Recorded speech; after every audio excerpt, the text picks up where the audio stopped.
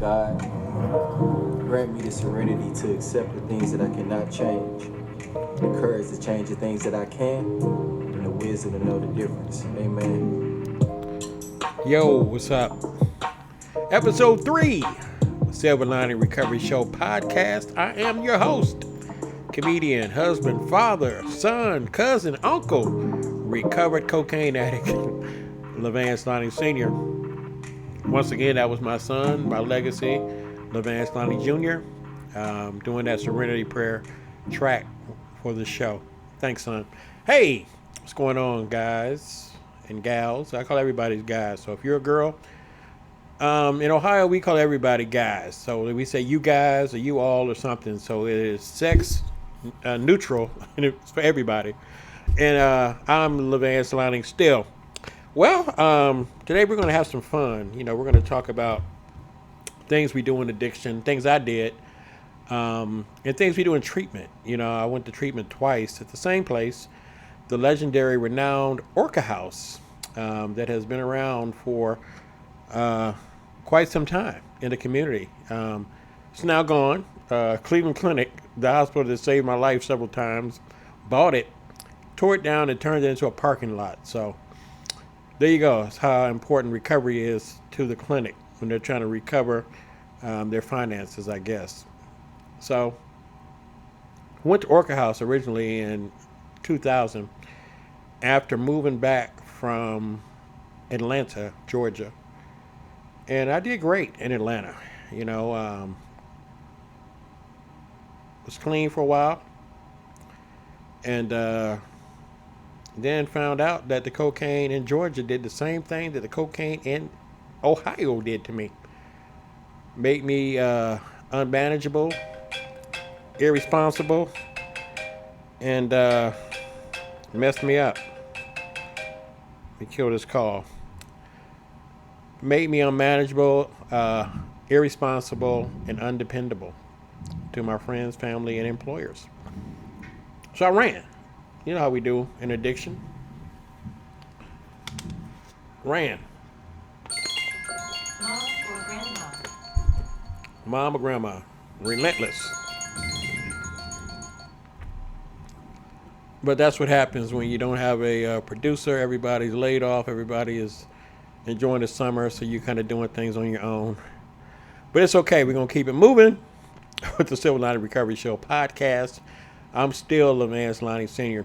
So I got back to Cleveland, guys, and I was running from a failed marriage.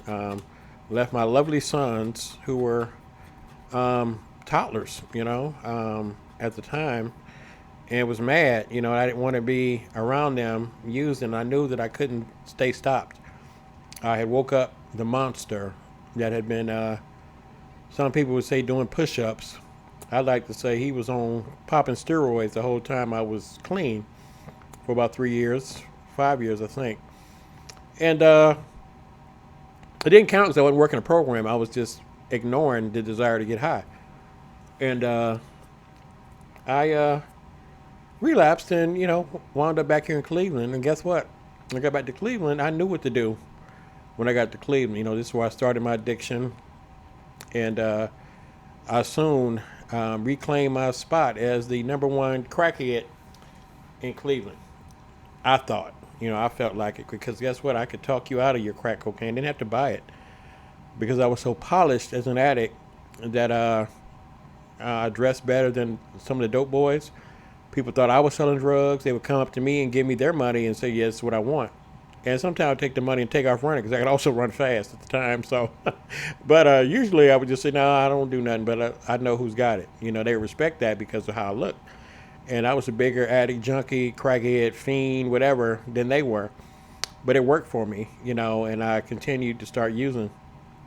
It's ironic that I used to pass by this place called Stella Maris in Cleveland. That is a treatment facility. They do detox as well. And they have what I call the Wall of Shame. That is a brick wall in front of the church, St. Malachi. And it would be guys sitting there.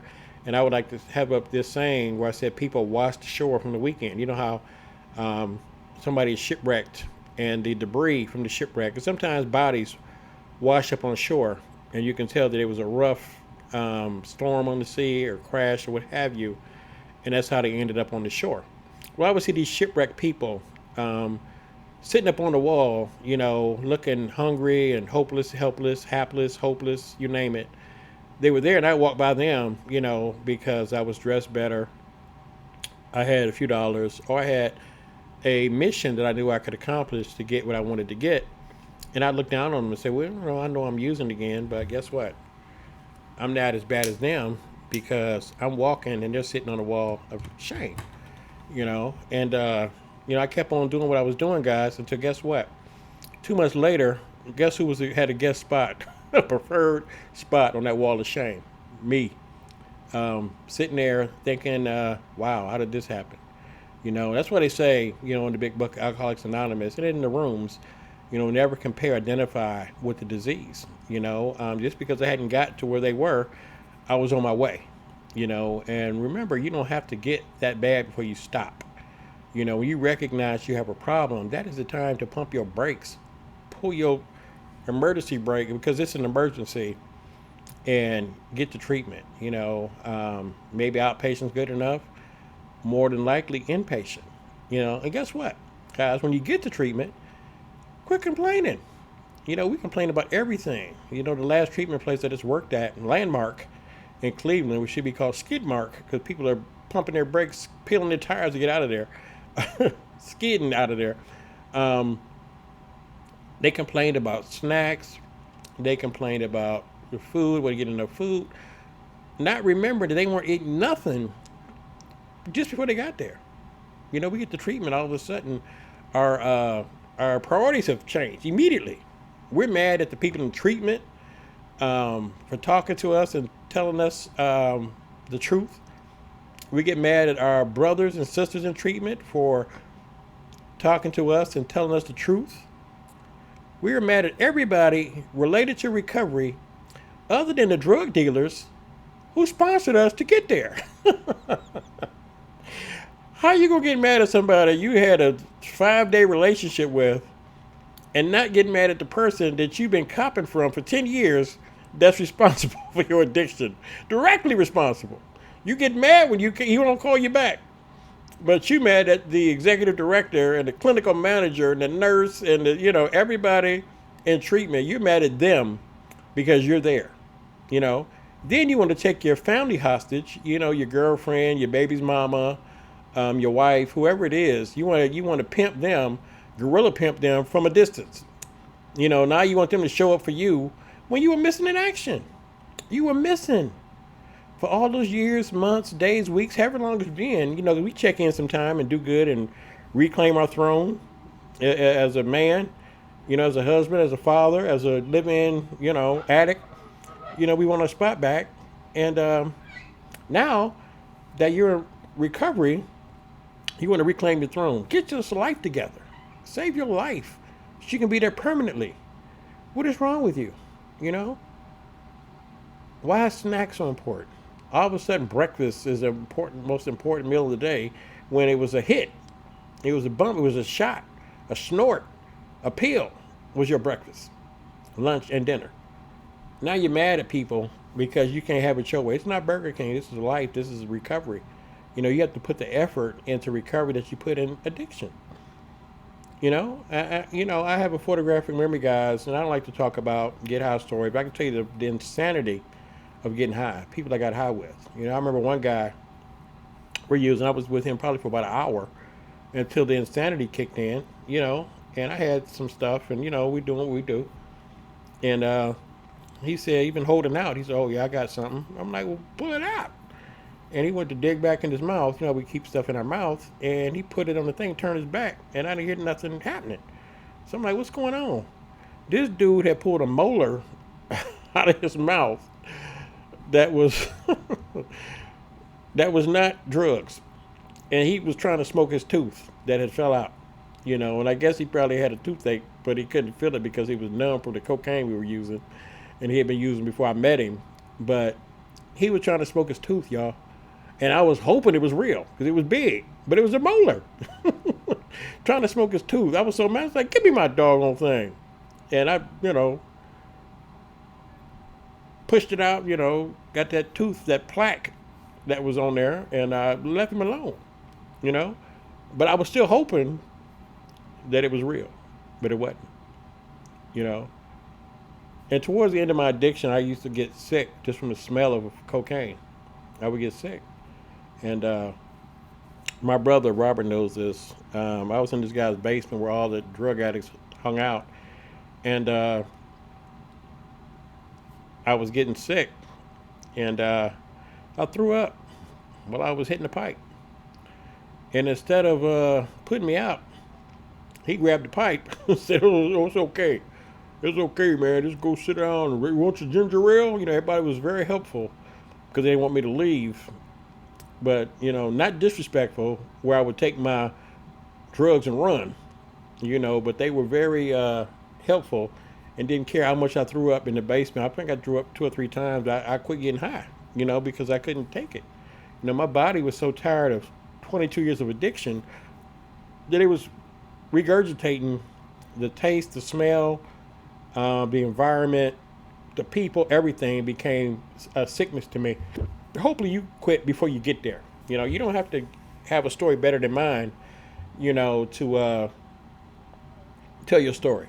Don't compare, identify with the disease of addiction. We do dumb stuff because we're doing a dumb deed. I was saying, probably said it before, you hear it again, I'm going to say it every time I talk to you. There is no right way to do wrong. No matter how you slice it, wrong is wrong on its face. And guess what? Again, wrong comes with its own set of consequences. You get to pick your drug of choice. God picks your consequences. Speaking of God, how many of you have a relationship with God? We pray. We said our Father. We do all of that, but do you really have a Father? Do you really have somebody you can pray to? Or are you just doing it because it's socially acceptable in the rooms or in your group or in your treatment center? I advise you to find out who God is for you and to follow him, to pray to him, to listen to him, because that is who keeps us sober. So many of us are addicted, and we follow the late Bob and Bill like they are the gods of recovery. But guess what? Get a relationship with the God that created Bill and Bob. How about that? Some of us don't want to miss a meeting. We don't miss the convention. We don't miss, going to Akron and going to look at the house and the graves and all that stuff. But we ain't thinking about the God that created Bill and Bob. That's who keeps you sober. It's the God that created them, because if they were responsible for your sobriety, when they died, recovery would have died with them. The program would have died with them. The program is full of people serving God by helping people. When you start helping people, you can start right where you are, right in treatment. You can start helping people, and you'll get a hit. You get a God jolt every time you help somebody. When somebody smiles and says, "Wow, thank you." When that lady in treatment that's carrying a box up the steps, you say, "Hey, wait, let me grab that for you," without flirting, and say, "Let me help you with that." And she smiles and says, "Thank you." That's a recovery hit right there. It's going to hit your heart. You're going to be like, "Wow, I ain't a selfish junkie." I'm not a selfish crackhead. Because, when you in addiction, you help people, but you want something. You got to have something. You'll paint the dope boy's whole house, paint his car, tow his car, change all of his tires, rotate his tires. But then you got your hand out. But then when somebody asks you to do something in recovery or in the treatment center or in aftercare or in phase 2, wherever you are in treatment, phase 1, phase 2, phase 3, aftercare, sober living, it don't matter. You're there to help. You're there to help, not to see what you can get. That is addict behavior. That's what we do in addiction, is seeing what I can get, how I can benefit from every situation that I'm in. In recovery, you see how you can benefit every situation. Many of you have skills that nobody knows about but you and God. You know why? Because you haven't done them, you haven't used them, you haven't exercised them, because you have been selfish in your addiction. Some of you are the best mechanics, the best poets, the best car thieves. You can't glorify God when you're stealing cars. You need to stop that, because you're going back to jail. But start learning to sacrifice your selfishness and turn it into selflessness to benefit other people. Make that a daily habit. What can I do for 3 people today? Start there. Start with 3 people. Breakfast, lunch, and dinner. Let me help somebody 3 times a day. And remember the feeling that you're going to get when you do that. That's what I did. You know, I've been my mother's caretaker for the last 12 years of my recovery. Yep. Been taking care of my 82-year-old mother. Whenever she needs to go to the store, I'm there. No questions asked. You know, yeah, she judged me harshly when I was addiction. When I was in my addiction, she judged me harshly. But she got a chance to see her oldest son sober. You know, and if she lives and I live to August 22nd, 2023, I'll have 18 years. So, you know, I'm trying to get even Steven with my using years of 22. Then I'll be happy. If I die then, I'll be good because I've neutralized my using time over my recovery time. I broke even. That's my goal, is to live until I'm 22 years sober. Anything after that is bonus time. You know, because I did a lot of damage to my body. You have too. Get yourself checked out while you're in treatment, while you're in recovery, while the state is sponsoring your Medicaid or, you know, whatever you're on Medicare, some of you. Go get yourself checked out. Because trust and believe, whatever you've been using, heroin, cocaine, fentanyl, whatever, is numbing the pain from what's really going on with you. You know, so many people get sober and die because you've been sick your whole addiction. You've been critically ill, you know, like me. I told you I smoked up 2 kidneys. 2 kidneys in my left eye. Smoked it up fooling around with cocaine. You know, thank God I stopped. You know, thank God I stopped. But give yourself a full, rewarding life. Give God your best. Restore your health, your mental health. If you're on medication, guys, get your medicine. It's okay. It's okay if you take medicine. So many people, guys, in church, on the job, in your treatment center, take medicine. You can't tell. You know why? Because it's working. That's why you need mental health medicine. And if it ain't working, keep going back. Like you keep coming back to meetings, keep coming back to your doctor that prescribed that mental health medication and find out why it's not working. Get another medicine, another combination of medicines, whatever you need to do to keep your mental health straight. Okay, I encourage you to do that. You know, maybe you are depressed because you're in treatment, you want to have it your way, you want to do it your way. Give yourself some time, guys. You can't undo the wreckage of your past in 3 months because you used for years. You used for years. You know, we get a little moment of clarity. Now we want everything back right away. Oh, God, where you at? And you get mad at everybody. Well, I want you to, how come I can't be the CEO of the treatment center? Because guess what? You're brilliant. You just misguided.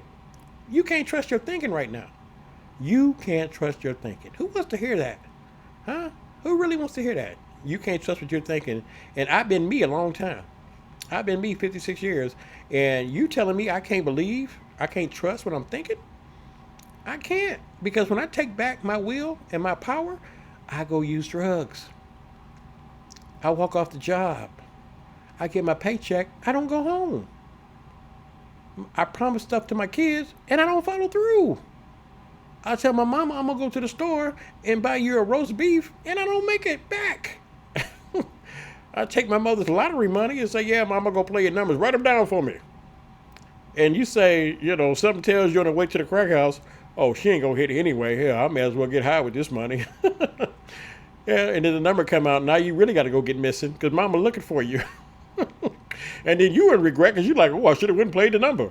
And then stood and found out, you know, that she won. Then guess what? You really be dead. You know, because you're going to take that lottery winning and go berserk. You know, or go brag and somebody else kick you and take it. And they going to go get high and go berserk. None of that stuff has to happen, guys. None of it.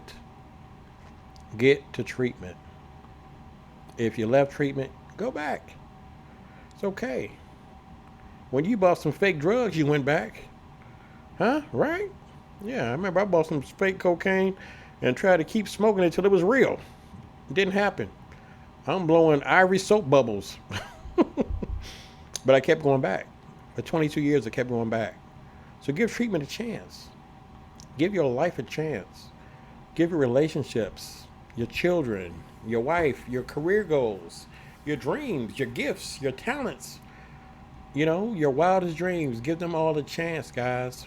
I promise you, if you can survive addiction with no money, no job, homeless, hapless, hopeless, and you made it to treatment, you're a miracle. You're a miracle, and you have some survival skills that are useful on any employment situation. Whether you entry level, middle management, C suite, doesn't matter. Some of the most brilliant people I've ever met in my life, and I've met a lot of people, I've been in a lot of high places, have been in crack houses. I've been in shooting galleries. I've been outside getting high on a couch in public. Brilliant people, just addicted to what they're addicted to. So, email me at cleancomedy@yahoo.com. Tell me your story so you can get on here and share it with the world.